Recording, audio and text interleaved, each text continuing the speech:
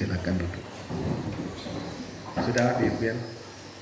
Hari ini kita tidak streaming, makanya tak suruh merekam, karena kalau direkam dari awal HP tidak mampu, bisa terputus sendiri ya. Jadi terputus sendiri karena masalah kapasitas memori ya. Karena hasil rekaman video di HP ini cukup memakan banyak memori ya, bisa sampai, kalau dari awal bisa sampai 3 sampai 4 giga.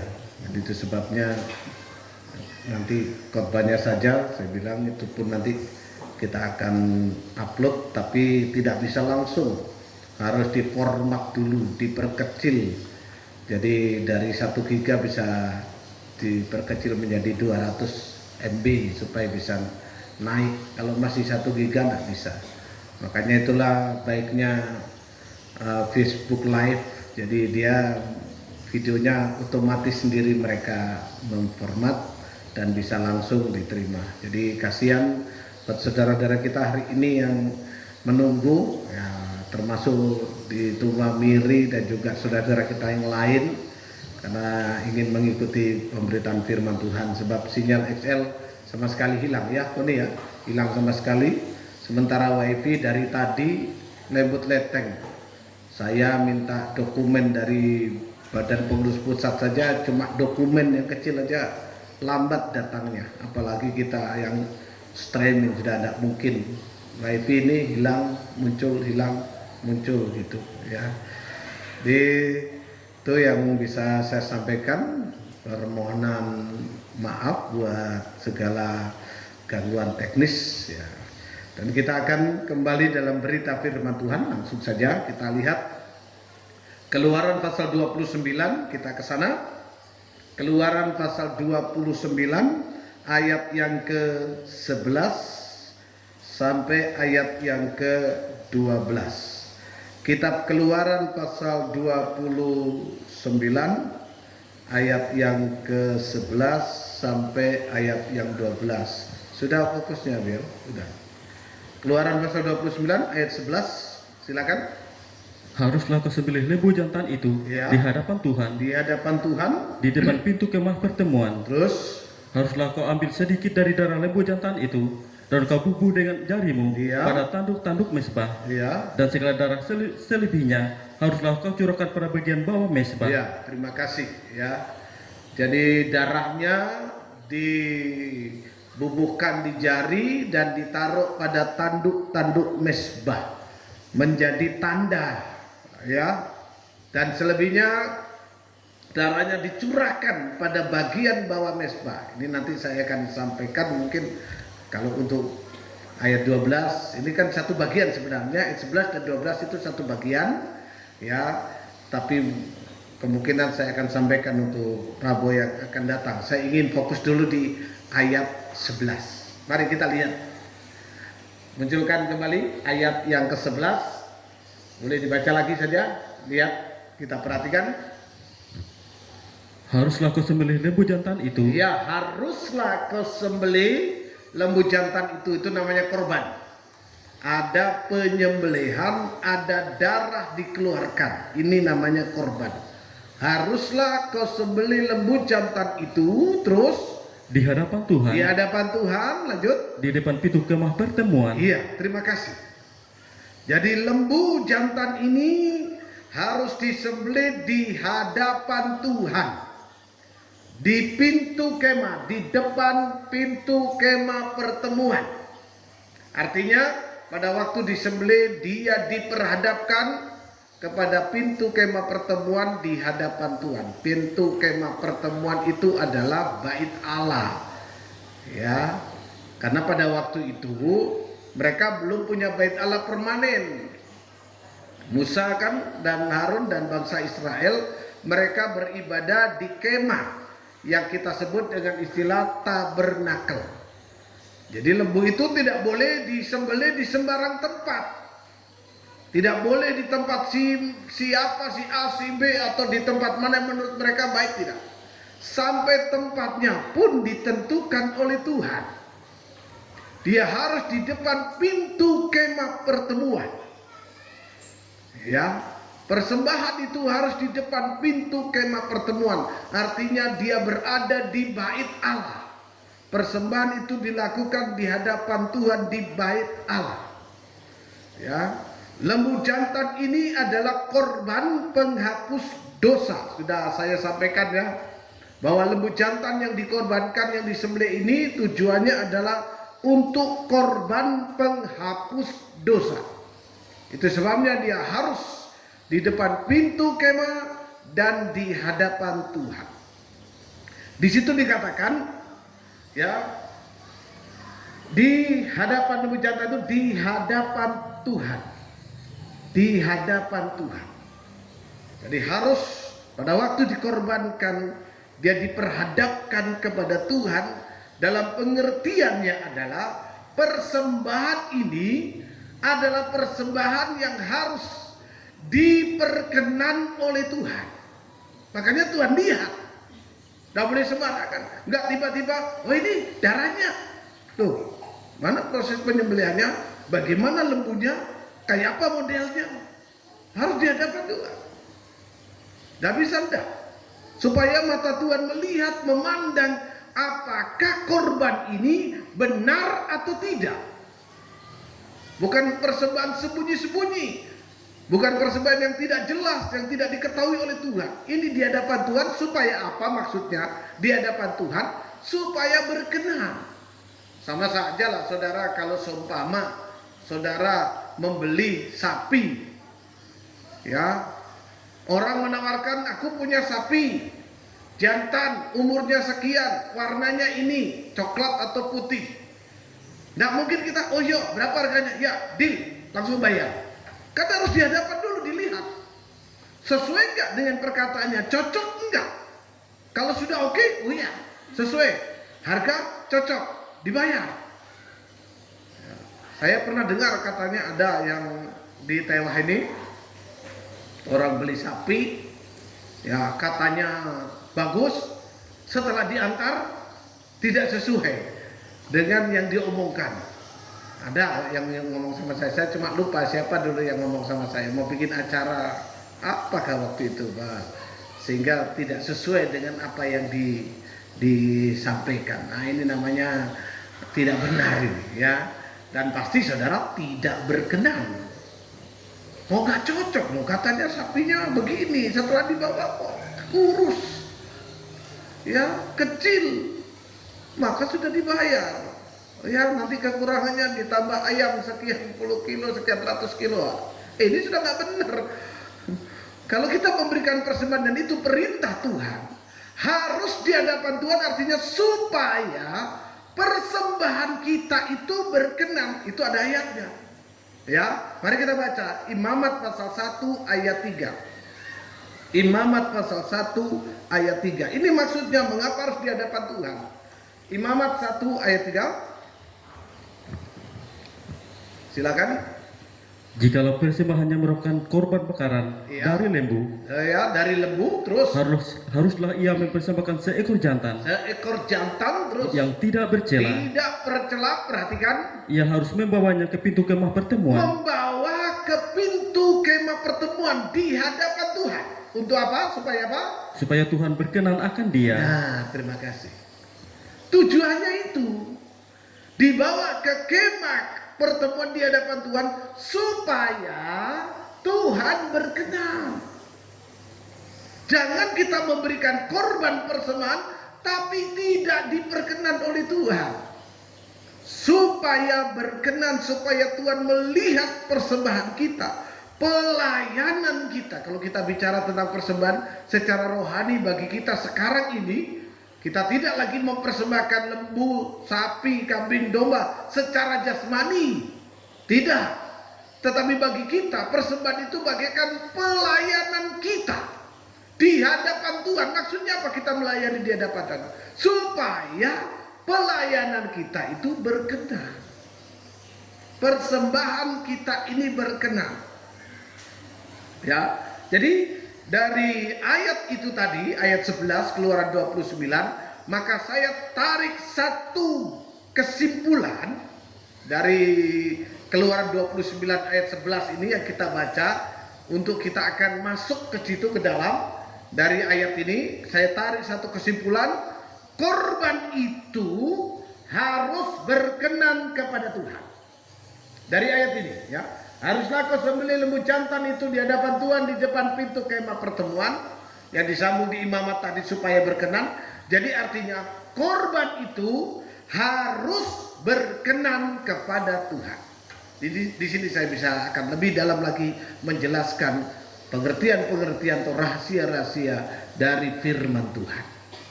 Jadi lembu itu disembelih di hadapan pintu kemah di hadapan Tuhan supaya persembahan itu, korban itu berkenan kepada Tuhan. Tidak asal memberi persembahan. Jangan kita asal-asalan memberi persembahan.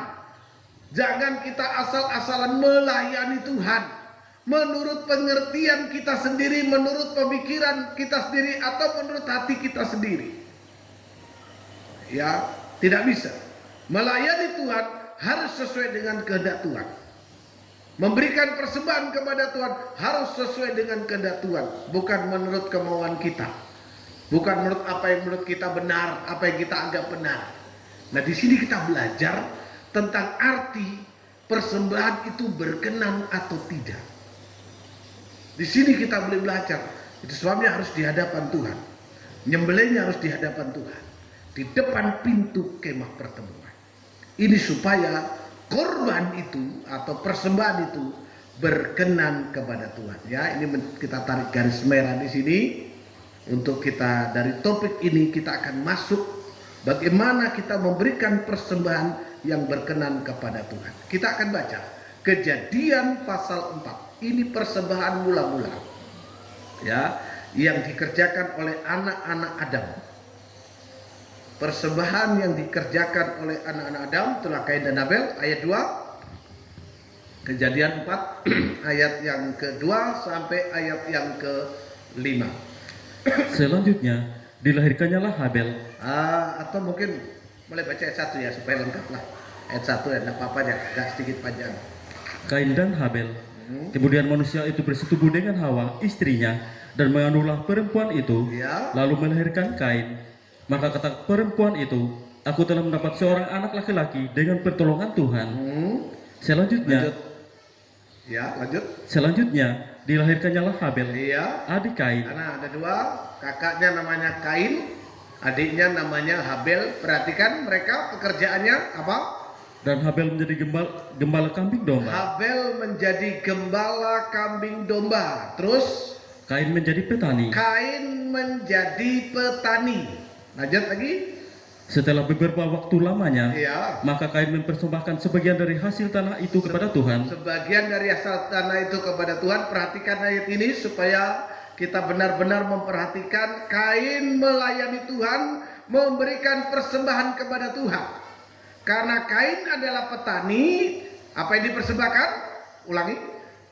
Setelah beberapa waktu lamanya, Ya. maka Kain mempersembahkan sebagian dari hasil tanah itu kepada Iya, Tuhan kepada Tuhan. sebagai korban persembahan. Nah, Kain pun melayani Tuhan. Dia memberikan persembahan sebagian dari hasil tanah itu.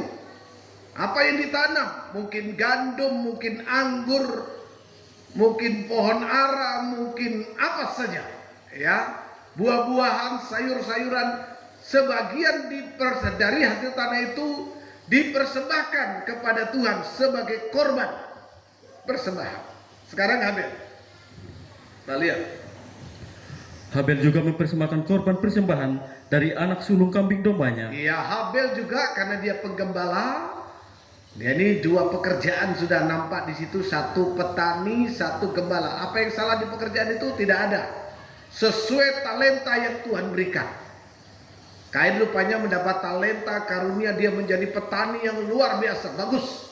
Dia bisa mengusahakan tanah, walaupun tanah itu sudah dikutuk oleh Tuhan. Tapi tanah itu diolah begitu rupa oleh Kain dan menghasilkan buah-buah yang bagus. Itu Kain, dapat hikmat, kecerdasan, kepandaian dari Tuhan. Begitu pula Habel. Dia punya hikmat, talenta yang diberikan oleh Tuhan menjadi peternak. Kalau tidak punya talenta, tidak bisa, saudara. Ya, makanya kalau jadi petani kalau tidak punya ilmu bertani yang baik, kita pun, saya kalau lihat di YouTube itu, waduh luar biasa orang-orang itu. Waktu di Israel aja saya lihat, waduh hebatnya kebun-kebun buah mereka itu. Pohon pisang itu cuma segini aja tingginya, tapi buahnya yang disebut pisang sunpride itu, sunpride ya, itu mahal itu. Dulu, sekarang banyak yang sudah produksi dalam negeri, produksi lokal. Dulu waktu masih itu impor, itu satu biji saja harganya 15.000 di Surabaya, saudara. Satu biji, bukan satu sisir. Makanya waktu ibu saya itu, saya tanya, saya waktu jalan saya mau beli buah, nih mau pesan apa? Belikan aku pisang sunpride. Saya nggak kenal itu pisang itu. Yang saya tahu ya pisang hijau, pisang Ambon, pisang Pulau Laut itu. Memang nggak tahu pisang mauli, ya, apalagi makanan kami dulu itu pisang mauli di Sebabi sama di Anjir itu. Ya, apalagi ke sini di daerah Kahayan ini tambah banyak pisang mauli. Ya. Jadi pisang sunpride, oh iya nanti aku beli. Saya kan nggak sangka. Kayak orang belecak aja saya. Ini Pak, satu sisir. Saya kira kan seperti pisang Ambon, satu sisir 15.000. Ya, 20.000 paling mahal lah, sudah 25. Waktu saya dia timbang, langsung saya harus bayar kalau nggak salah mungkin 200.000 saya. Oh, mau terkejut saya, tapi mau nggak saya bayar kan mahal saya. Wih, saya, Pak ini pisang apa Pak? Ini pisang sunpride Pak. Bisa Bapak beli 1-2 biji, tambah lebih mahal lagi, saya dibilang gitu. Bisa 1-2 biji, dan malu saya sudah ditimbang beli 2 biji. Ya, aduh apa kata ibu saya, sudah tidak pernah ketemu, baru-baru datang, saya bawakan 2 biji ya. Lalau saya sebagai anak, saudara. Orang tua sudah membesarkan, sudah besar, keterlaluan cuma belikan 2 biji pisang. Nah dia sudah Pak, tidak apa-apa. Sampai di rumah saya tanya, ini pisang apa nih? Loh ini kamu beli berapa? Satu sisir? Waduh, dosa banyak-banyak beli ya 3, 4. Mami ini kalau beli cuma 2 atau 3, satu biji 15.000. Tapi sekarang sudah mulai banyak, cuma rasanya beda. Yang ditanam di Jawa sana itu beda dengan yang asli dari luar negeri itu. Beda rasanya ya. Makanya di Palangkaraya kalau ada selalu saya beli, paling-paling beli separuh sisir, isinya mungkin cuma 5 separuh ya, itu pun sudah lumayan harganya. Nah itu saya kasih tahu mereka, ini enak, ini pisang ini banyak manfaatnya, mineralnya tinggi, vitaminnya luar biasa ya, seperti itu. Nah itu yang ditanam oleh orang Israel, pisang itu mahal sekali. Saya bilang, waduh cuma segini. Nah itu kan bagus ya, dia punya ilmu bagaimana bibitnya. Dan di Facebook atau di YouTube saya lihat ada yang menawarkan bibit pisang ini. Aduh, 1 batang mahal saudara. Ongkos kirimnya aja berapa ke sini. Dan apa cocok dengan tanah kita di sini yang berpasir, atau kalau yang tidak berpasir bergambut. Nah ini yang nggak tahu bagaimana caranya. Kain mendapatkan karunia, dia menjadi petani, dan saya yakin petani yang sukses. Ini petani pertama di dunia. Itulah Kain. Luar biasa tanamannya. Kalau saudara melihat di Facebook ya, muncul video-video orang yang punya kebun anggur, jeruk, biasanya orang-orang Cina itu kulihat itu, yang sampai dari pohonnya aja buahnya dibuka, dimakan. Luar biasa. Lebih lagi Kain. Dia hebat. Tanah waktu itu belum tercemar kan, tidak seperti sekarang. Tanah waktu itu masih subur walau sudah dikutuk oleh Tuhan. Ya, Kain pun mempersembahkan persembahannya kepada Tuhan. Habil juga memberikan persembahannya karena dia adalah peternak, dia penggembala. Dia juga memberikan persembahannya. Peternak pun perlu skill, perlu keahlian. Tidak sembarang bisa beternak. Bagaimana cara berternak bisa sukses? Berternak kambing, domba, lembu, sapi, supaya kambing, domba, lembu, sapinya gemuk-gemuk, sehat-sehat. Ini kan berkat Tuhan. Ini luar biasa. Dia juga memberikan persembahan. Ya, lanjut. Belum selesai ayat ini, ayat 4. Habel juga mempersembahkan korban persembahan dari anak sulung kambing dombanya, Ya, apa? yakni lemak-lemaknya. Lemak-lemaknya, terus. Maka Tuhan mengindahkan Habel dan korban persembahannya itu. Iya, Tuhan mengindahkan Habel dan korban persembahannya itu, ayat 5. Tetapi Kain Tetapi Kain, perhatikan ayat ini.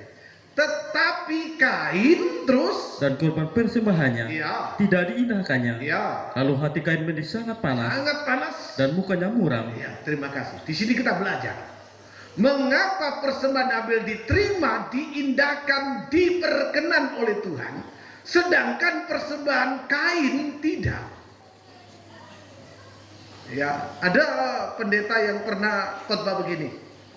Oleh Kain kasih persembahannya sayur-sayuran, Tuhan nggak makan sayur, katakan gitu. Tuhan nggak makan buah, nggak makan sayur. Ya, inilah kita lihat ini dalam bentuk pengajaran supaya kita tahu rahasia firman. Apa salah Kain memberikan persembahan sayuran, buah-buahan, gandum? Karena itu yang dia punya. Iya, itu yang dia punya. Tidak mungkin Kain mempersembahkan sesuatu yang tidak dimiliki. Tuhan menginginkan kita juga, bagi kita gereja Tuhan di akhir zaman ini, bagi kita gereja Tuhan sekarang ini, supaya kita mempersembahkan sesuatu yang ada pada kita, yang kita miliki, yang kita mampu lakukan. Saudara tidak akan dituntut untuk melayani Tuhan menjadi pemain keyboard kalau saudara tidak bisa main keyboard. Kalau dipaksakan, kacau. Saya sendiri tidak bisa main bass seperti Pak Jekal. Kalau saya paksakan main, morat marit itu musik. Saya tidak bisa, kalau cuma deng bisa.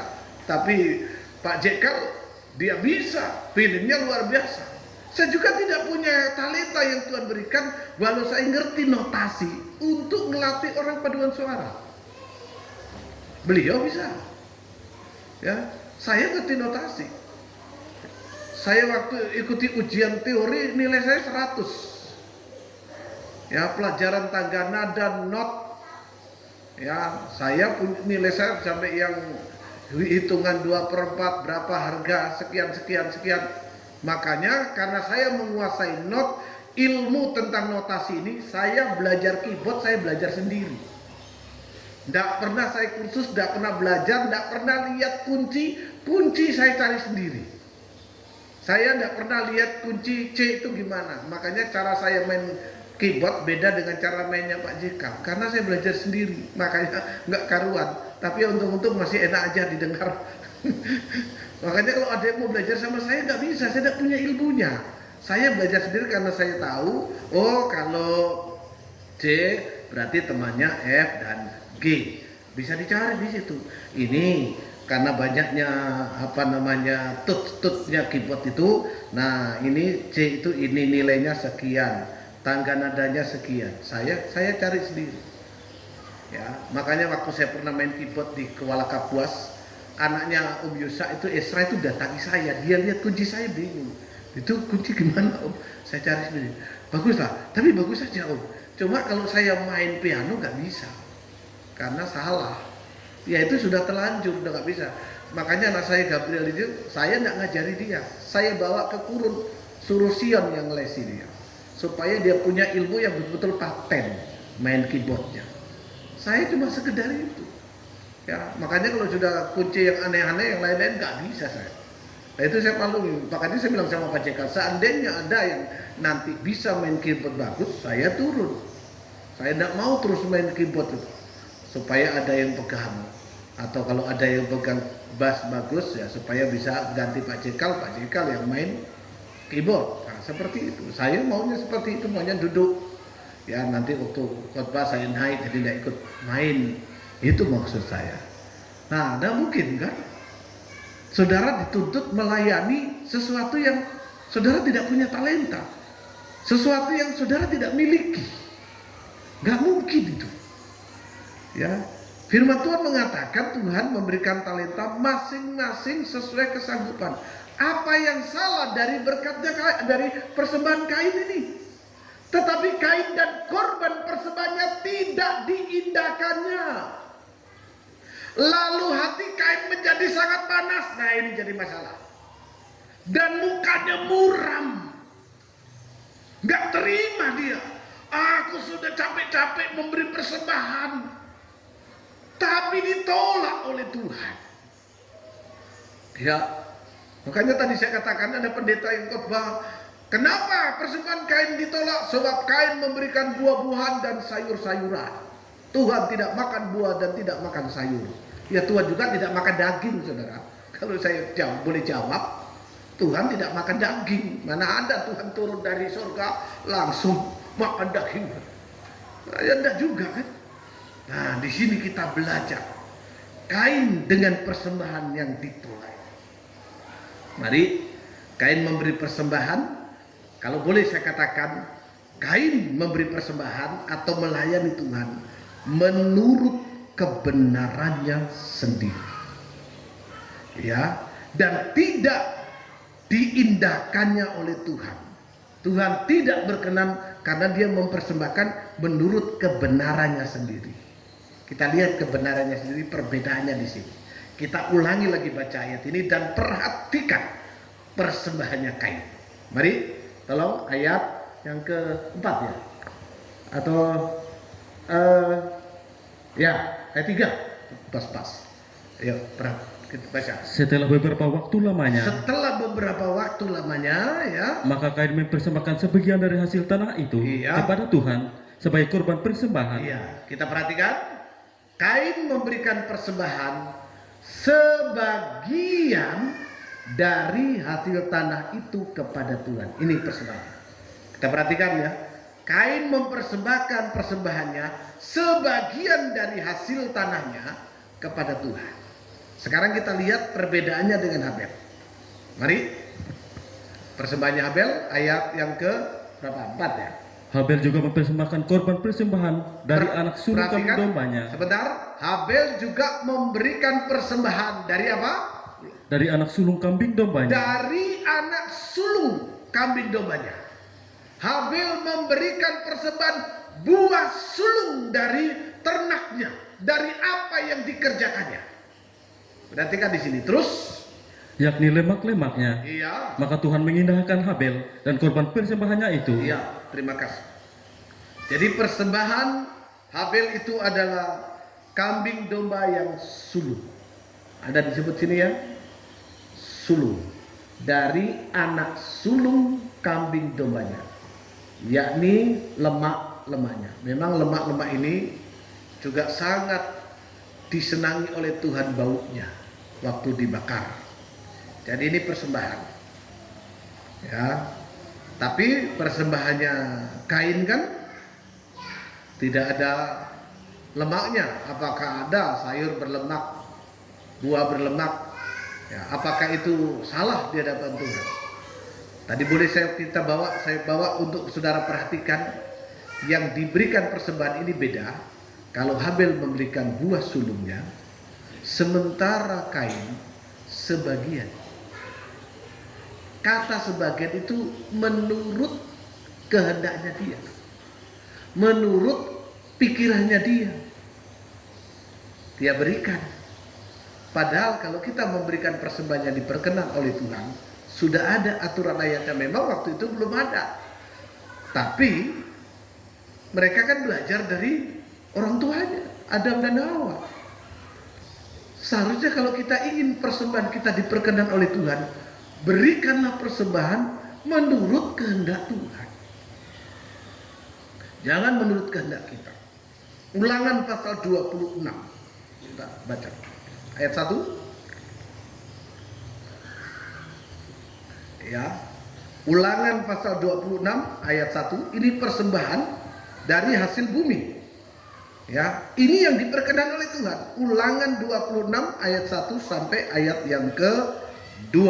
Silakan mempersembahkan hasil pertama. Iya. Apabila engkau telah masuk ke negeri yang diberikan Tuhan Allahmu kepadamu, Iya. menjadi milik pusakamu, Menjadi milik pusakamu, terus dan engkau telah mendudukinya dan diam di sana, dan diam di sana, apa? maka haruslah engkau membawa hasil pertama dari bumi yang telah kau kumpulkan, dari tanahmu yang diberikan kepadamu oleh Tuhan Iya, terus. Allahmu. Iya. Haruslah engkau menaruhnya dalam bakul, kemudian pergi ke tempat yang akan dipilih Tuhan Yang Allahmu akan dipilih Tuhan Allahmu untuk membuat namanya diam di sana. Nah, ini persembahan hasil bumi yang diperkenan oleh Tuhan, yaitu haruslah, kata firman, engkau membawa hasil pertama dari bumi yang telah kau kumpulkan dari tanahmu. Hasil tanah, hasil pertaniannya yang diberikan, dan Tuhan minta yang diperkenan oleh Tuhan adalah buah sulung, hasil pertama. Sementara Kain tadi memberikan sebagian dari hasilnya.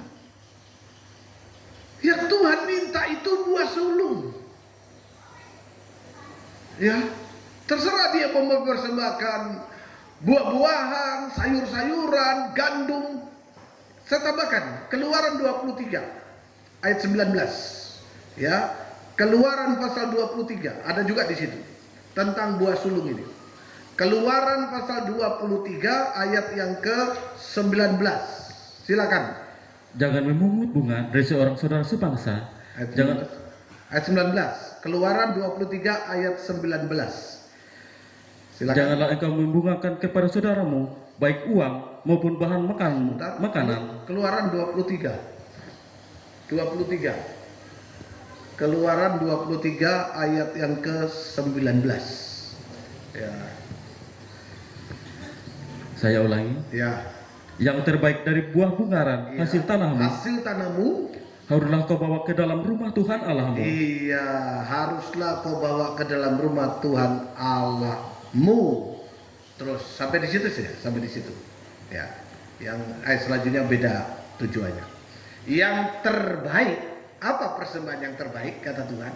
Itulah buah bungaran dari hasil tanahmu. Buah bungaran itu bahasa lainnya buah sulung. Ya, buah sulung. Itu yang harus dipersembahkan. Itu sebabnya mengapa Tuhan tidak mengindahkan korbannya Kain. Walau banyak, walau apa saja, tapi yang Tuhan minta itu buah bungaran.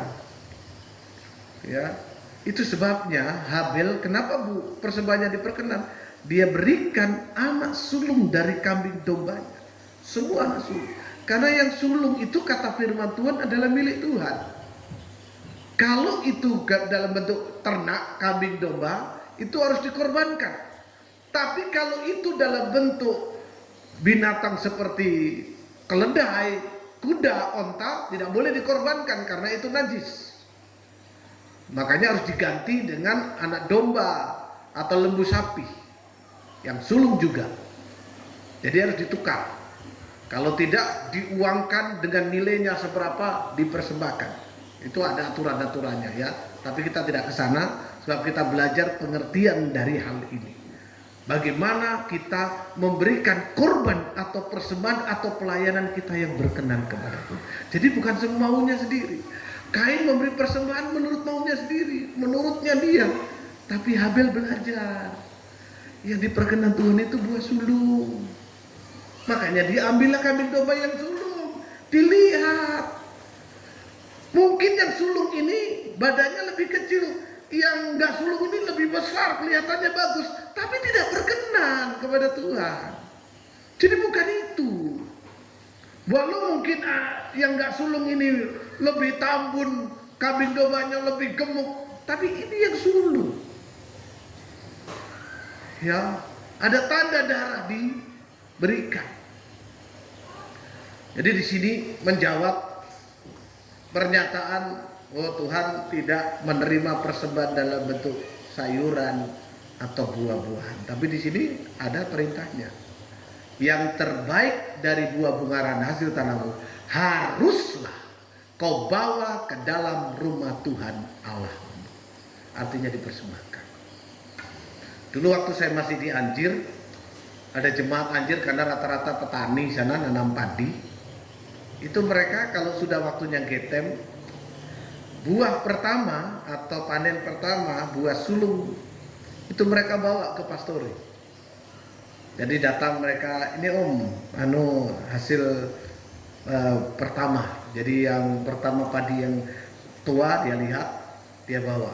Saya doakan, ini buah sulung. Biar bagaimanapun buah sulung, memang tidak banyak buah sulung ini. Tapi itu buah sulung, itu yang diminta oleh Tuhan. Ya, bahkan mereka kalau punya pohon durian yang pertama jatuh diantar ke pastori. Orang-orang Anjir ini, ya, yang pertama jatuh dia, bahkan makanya ada mereka yang punya kebun mengkahai, yang pertama masak diantar. Ya, setelah itu baru hasil yang banyak itu dia berikan perpuluhannya.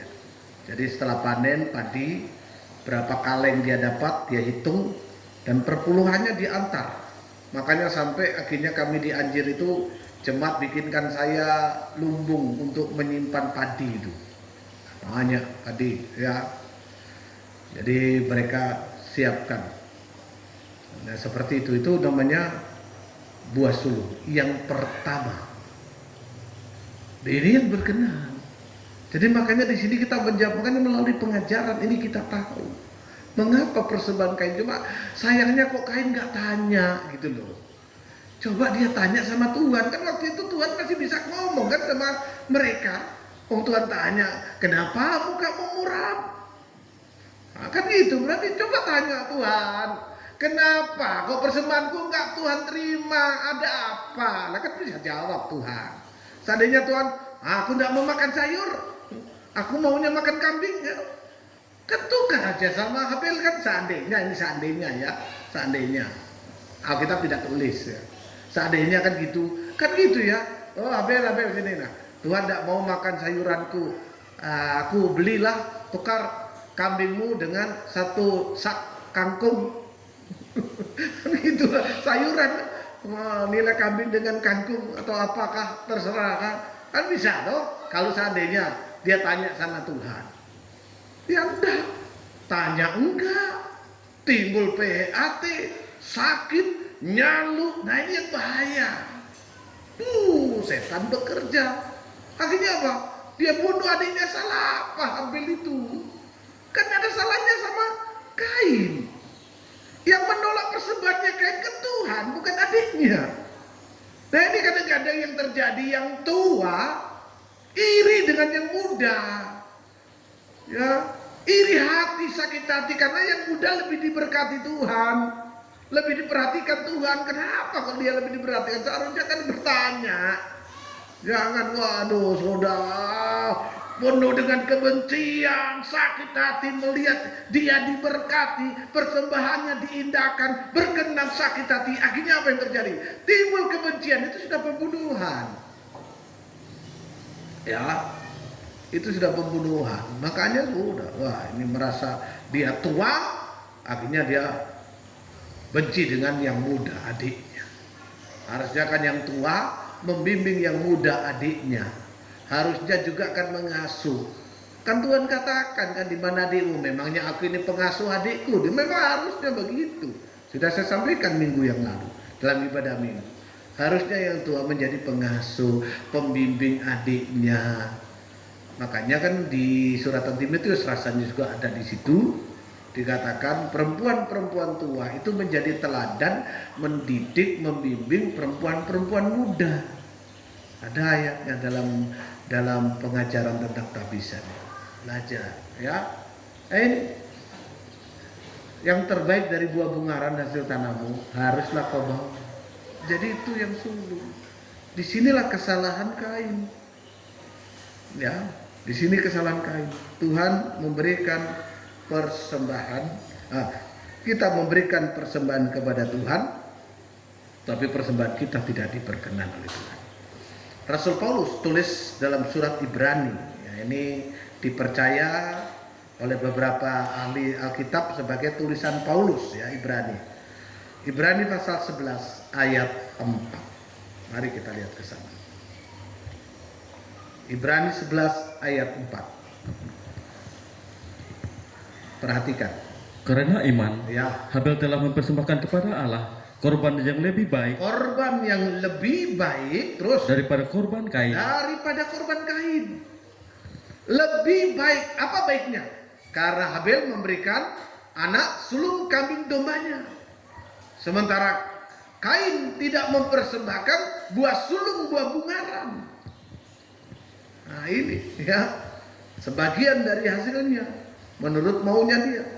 Memberi persembahan lebih baik daripada korban Kain. Terus Dengan jalan itu, ia memperoleh kesaksian kepadanya Ya. bahwa ia benar. iya benar. Terus Karena Allah berkenan akan persembahannya itu, Iya. dan karena iman ia masih berbicara sesudah ia mati. Iya, terima kasih. Ini hasilnya. Orang yang persembahannya diperkenan. Dikatakan ada dua dikatakan di sini. Persembahan Abel itu lebih baik. Ya, di situ ya. Korban yang lebih baik. Dan persembahan Habel ini dikatakan berkenan. Lebih baik dan berkenan. Itu yang penting. Bagaimana kita melayani Tuhan. Memberi persembahan itu sama artinya kita melayani Tuhan. Saya bawa pengertiannya ke sini. Ya. Mari kita melayani Tuhan, tapi dengan pelayanan yang lebih baik dan berkenan kepada Tuhan. Bukan sekedar melayani.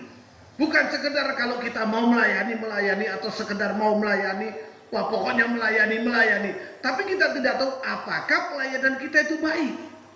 Apakah pelayanan kita ini berkenan kepada Tuhan?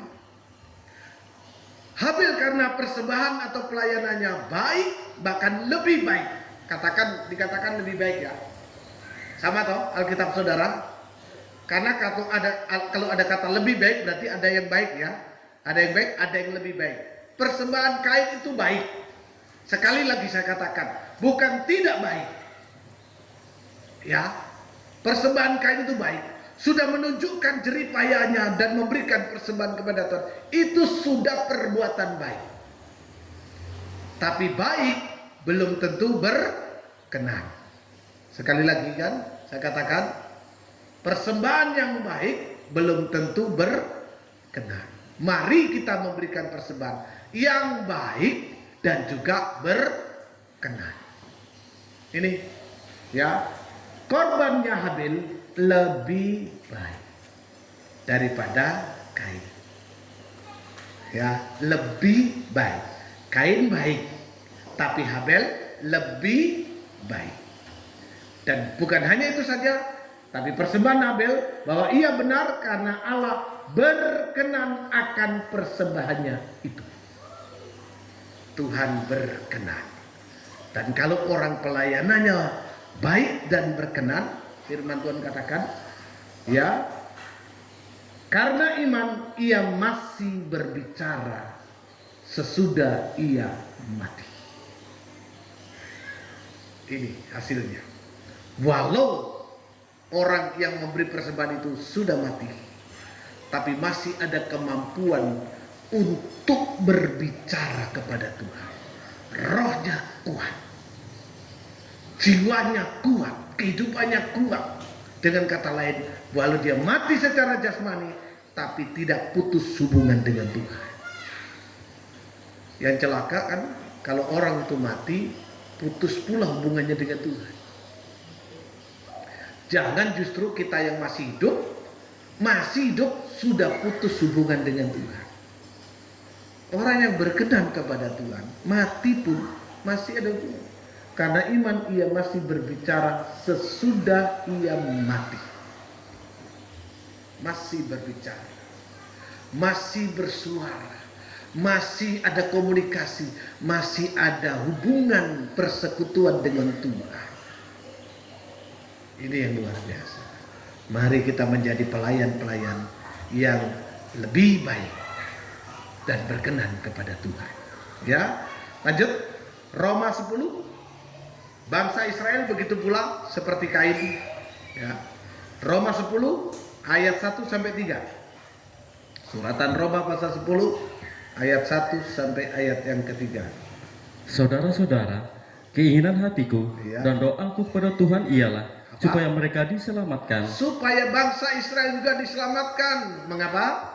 Sebab aku dapat memberi kesaksian tentang mereka, Iya. bahwa mereka sungguh-sungguh giat untuk Allah. Mereka sungguh-sungguh giat melayani Tuhan seperti Kain, Tetapi tanpa pengertian yang benar. iya, tanpa pengertian yang benar, menurut pengertiannya sendiri. Lanjut ayat 3.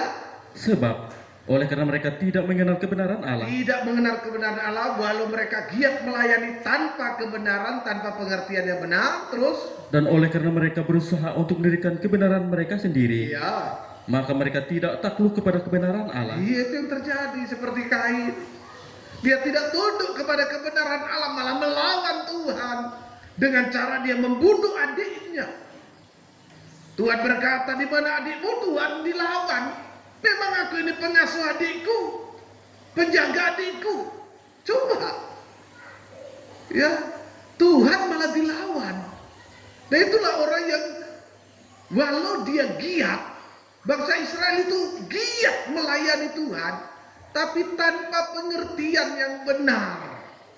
Mari kita melayani Tuhan bukan hanya karena semangat, memang perlu semangat melayani, semangat pelayanan. Tapi mari kita juga melayani dengan pengertian yang benar. Kolose 1 ayat 9. Ayo kita dengan cepat ke sana. Kolose 1 ayat yang ke-9 sampai 10. Ya. Kolose pasal 1 ayat 9 sampai ayat yang ke-10. Apa kata firman Tuhan? Sebab itu, Ya. sejak waktu kami mendengarnya, kami tidak berhenti-henti berdoa untuk kamu. Ia tidak berhenti berdoa untuk kamu, untuk jemaat di Kolose. Ya, apa? Kami meminta supaya kamu menerima segala hikmat Menerima segala hikmat dan pengertian yang benar, pengertian yang benar. Terus untuk mengetahui kehendak Tuhan dengan sempurna. iya, supaya kalau kita melayani kita tahu apa yang menjadi kehendak Tuhan. Gak asal melayani. Ya, kita perlu memiliki hikmat dan pengertian yang benar. Terus 10. Sehingga hidupmu layak di hadapannya, Nah, terus serta berkenan kepadanya dalam segala hal. serta berkenan. Sehingga hidupmu layak di hadapan Tuhan serta berkenan dalam segala hal, dalam pelayanan persembahan kita. Terus Dan kamu memberi buah dalam segala pekerjaan yang baik, iya, dan bertumbuh dalam pengetahuan yang benar tentang Allah. iya, terima kasih. Sehingga kita bisa mempersembahkan buah-buah, buah bungaran yang dikenan oleh Tuhan. Ya, kehidupan kita, buah bungaran dalam hidup kita. Itulah Roma 12 ayat 1, mempersembahkan tubuh yang hidup, kudus dan berkenan kepada Allah.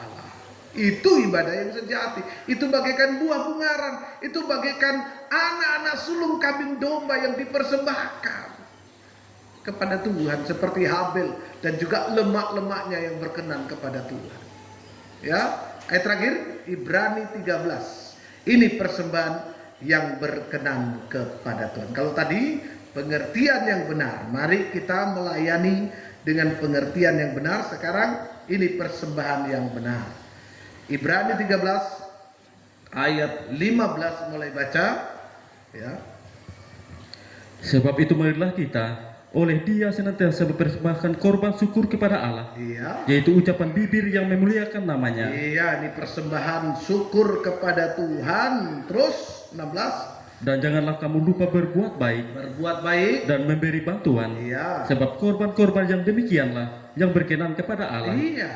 Ini korban yang berkenan, diawali dengan kata ayat 15, senantiasa mempersembahkan korban syukur, yaitu ucapan bibir, apa tadi? Yang apa? Ayat 15. Ya, yaitu ucapan bibir yang memuliakan namanya. Ini persembahan yang berkenan. Jangan sampai ucapan-ucapan bibir kita ini justru menghujat nama Tuhan, memuliakan namanya. Dan juga dikatakan ayat yang ke-16, jangan lupa berbuat baik dan memberi bantuan. Ayat 16, jangan lupa berbuat baik dan memberi bantuan. Ini korban yang berkenan juga kepada Tuhan. memberi bantuan, membantu sesama kita yang perlu pertolongan, suka berkorban. Karena ada falsafah atau ada pemahaman begini, lebih berkat memberi daripada menerima. Makanya kita lebih suka lah berkorban daripada dikorbani. Dari lebih suka membantu daripada dibantu. Kalau kita sering membantu kan Tuhan akan kasih berkat. Makanya kalau orang yang sukanya mintanya dibantu itu kan itu pengemis yang ada di depan pintu gerbang indah. Dia hari-hari ke rumah Tuhan bener, tapi hanya sampai di depan. Itu dalam kitab Kisah Rasul. Cuma di depan. Dan setiap orang yang masuk ke rumah Tuhan di situ dia melihat sambil menadahkan tangan. Makanya waktu Petrus datang dengan Yohanes, Petrus berkata, emas dan perak tidak ada padaku. Dia mengharapkan bantuan dari Petrus dan Yohanes.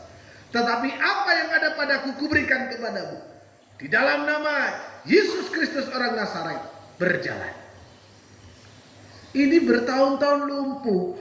Orang yang hidupnya suka begini terus, tidak pernah bisa berkorban, dia cuma begini sama Tuhan juga. Tuhan minta ini, minta itu, minta ini, minta itu. Habis doanya untuk dirinya sendiri.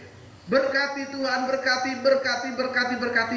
Kapan dia berkata, Tuhan berkati sana itu juga Tuhan, berkati itu Tuhan. Ya, makanya setiap kita, kalau saya disuruh doa makan, saya katakan Tuhan berkati juga hamba-hamba Tuhan, ibu janda, yatim piatu, jemaat yang kekurangan. Jadi nggak serai penginan mangat, lihat bawah tangkal-tangkal sampai dia bingat berdoa, nyengkel nanti makan saudara. Waduh, sudah masuk ke perutmu, nggak berdoa, aduh lupa. Nah itu berdoa dulu. Saudara juga di rumah begitu. Kalau makan apalagi enak gak enak lah, gak apa-apa lah. Makan tuh jangan lupa berdoa. Jangan karena laparnya sampai lupa doa. Ya jangan juga lupa doakan kami gitu. Sebab kalau saudara berdoa kan ingat hamba-hamba Tuhan. Ya siapa tahu hari ini ada hamba Tuhan yang kelaparan, ada jemaat yang kelaparan. Ada orang-orang yang susah makan, saudara kan doakan, terima kasih Tuhan, Engkau sudah berkati kami saat ini. Itu aja sudah membantu. Doa itu. Siapa tahu dengan doa saudara, Tuhan gerakkan orang. Saudara sedang makan bawoi, saya juga makan daging bawoi, bukan makan sama bawoi. Makan daging bawoi ada yang digerakkan oleh Tuhan kan seperti itu. Atau justru tiba-tiba saudara yang digerakkan, bukan karena dia lepa tuh tiga tisa magah kalau pastori tisa tidak akan barik pawoi yang kalau seperti itu ya. Tapi saya nggak lagi minta makanan saudara. Ini kan memberi bantuan, itu persembahan yang berkenan. Terus lagi masih belum nih, sedikit lagi ya. Dan janganlah kamu lupa berbuat baik dan memberi bantuan. Sebab korban-korban yang demikianlah yang berkenan kepada Allah. Apalagi taatilah pemimpin-pemimpinmu dan tunduklah kepada mereka. Tunduk kepada mereka supaya sebab mereka berjaga-jaga atas jiwamu sebagai orang-orang yang harus bertanggung jawab atasnya. Dengan jalan itu mereka akan melakukannya dengan gembira, bukan dengan keluh kesah. Sebab hal itu tidak akan membawa keuntungan bagimu. Nah, ini juga pelayanan yang berkenan. Taat kepada pemimpin-pemimpin itu juga pelayanan karena dia yang berjaga-jaga atas jiwamu. Pemimpin yang dimaksud ini bukan lurah, camat, bupati, gubernur, presiden, karena mereka tidak menjaga jiwa saudara. Yang menjaga jiwa saudara di dalam doa dan pelayanan seperti sekarang adalah gembala. Ini pelayanan. Biar saudara rajin, setia, aktif pelayanan, tapi tidak disertai ketaatan. Itu namanya kita melayani tanpa hikmat, tanpa pengertian yang benar, sehingga pelayanan kita tidak berkenan. Bisa dipahami ya. Lanjut lagi. Terus apalagi 18? Berdoalah terus untuk kami. Untuk kami dan juga doakan kami. Itu juga pelayanan yang berkenan. Berdoalah terus untuk kami sebab kami yakin bahwa hati nurani kami adalah baik. Iya. Karena di dalam segala hal kami menginginkan suatu hidup yang baik. Iya, karena kami juga menginginkan suatu hidup yang baik untuk jemaat. Saya senang kalau dengar jemaat nikah, rumah tangga, ekonominya baik-baik. Kalau sampai kacau, perang, bahkan sampai terjadi perpecahan keluarga, waduh, gembala mana yang senang mendengarnya? Saya yakin nggak ada. Semua gembala hamba Tuhan pasti sedih kalau ada jemaat ini mengalami kekacauan dalam keluarga. Terus 19 dan secara khusus aku menasihatkan kamu agar kamu melakukannya supaya aku lebih lekas dikembalikan kepada kamu. 20 Maka Allah damai sejahtera yang oleh darah perjanjian yang kekal telah membawa kembali dari antara orang mati Gembala Agung segala domba, yaitu Yesus Tuhan kita. 21 Kiranya memperlengkapi kamu dengan segala yang baik. Memperlengkapi kita dengan yang baik untuk melakukan kehendaknya. Iya, kehendaknya, bukan kehendak kita, bukan kehendaknya Kain sendiri.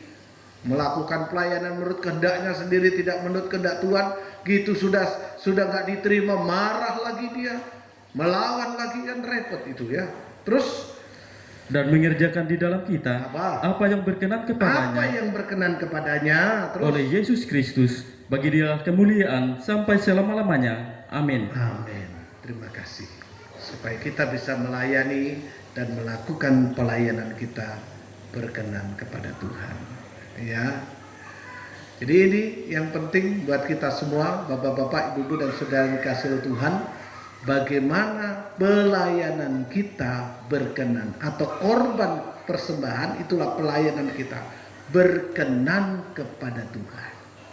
Tidak melayani dengan giat, dengan semangat, tapi tidak berkenan. Seperti Kain dan juga seperti Habel yang sudah kita pelajari bersama. Puji Tuhan, sampai di sini firman Tuhan. Tuhan Yesus memberkati. Kita akan lakukan pujian Firman-Mu Agung. Nyanyian pesalur nomor berapa itu?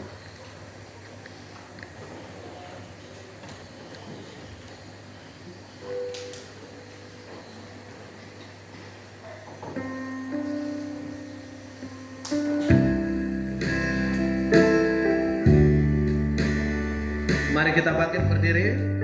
Pelayan perjamuan kudus, saya undang ke depan.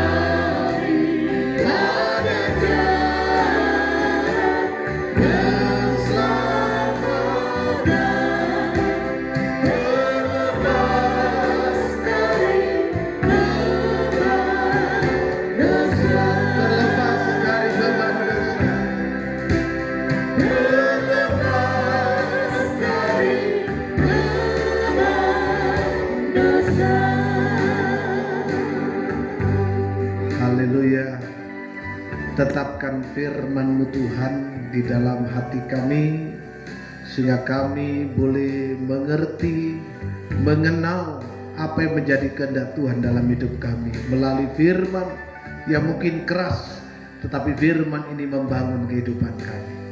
ada perjamuan kudus. Inilah juga persembahan yang berkenan. Yesus sebagai yang sulung, buah sulung yang dipersembahkan. Dan juga bagi kami tubuh dan darah. Inilah tubuh dan darah Yesus. Roti dan anggur adalah buah sulung tubuh dan darah Yesus yang boleh kami nikmati, boleh jadi berkat buat kami. Pakai pelayan perjamuan kudus membagikan tubuh dan darahmu sampai pada kami semua. Kami sambut perjamuan kudusmu dalam nama Tuhan Yesus Kristus. Haleluya. Amin. Silakan duduk. Dari atas.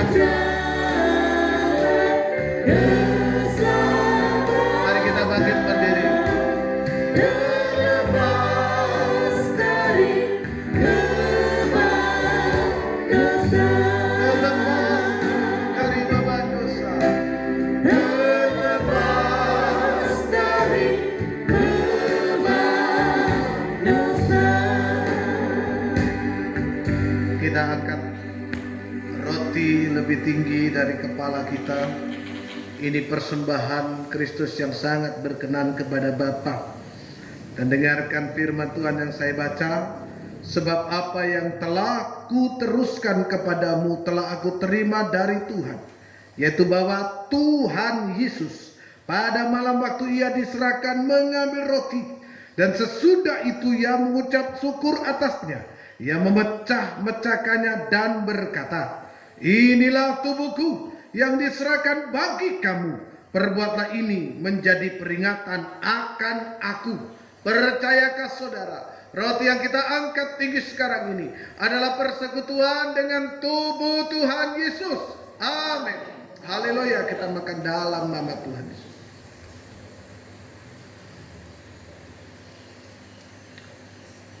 Terima kasih Tuhan. Mari kita angkat tangan.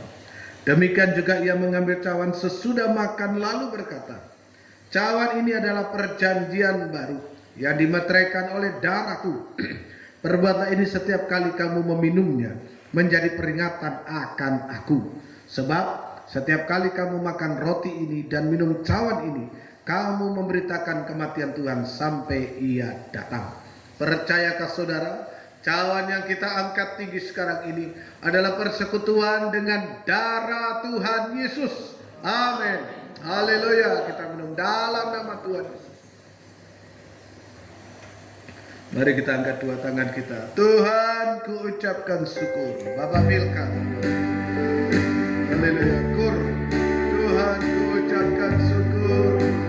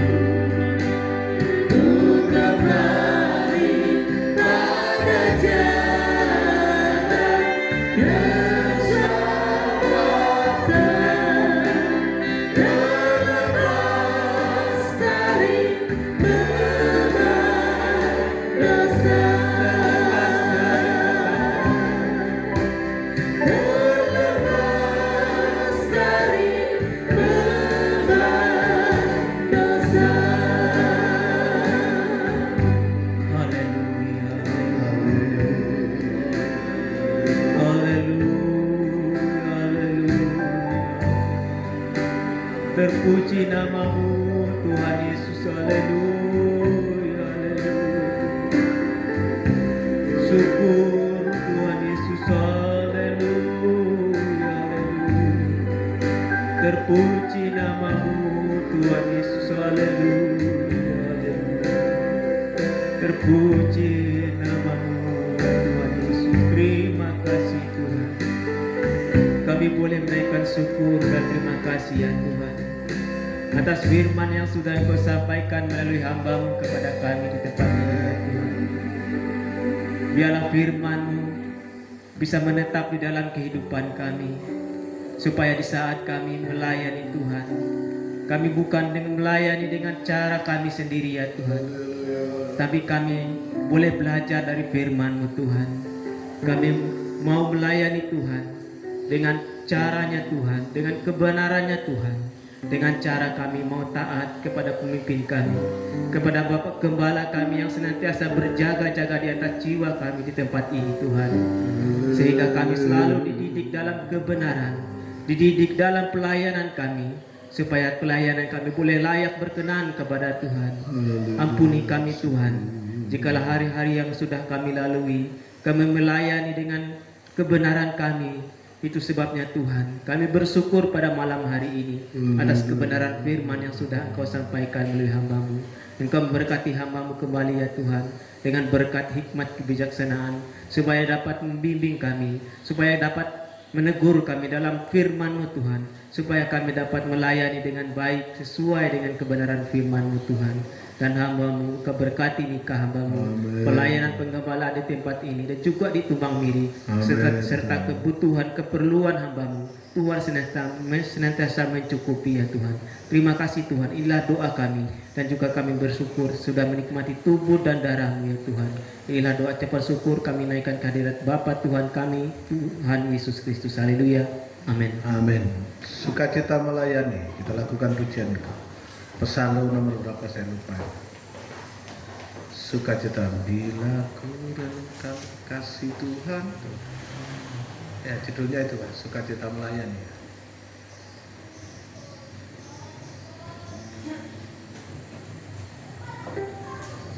Apa judulnya? Melayani.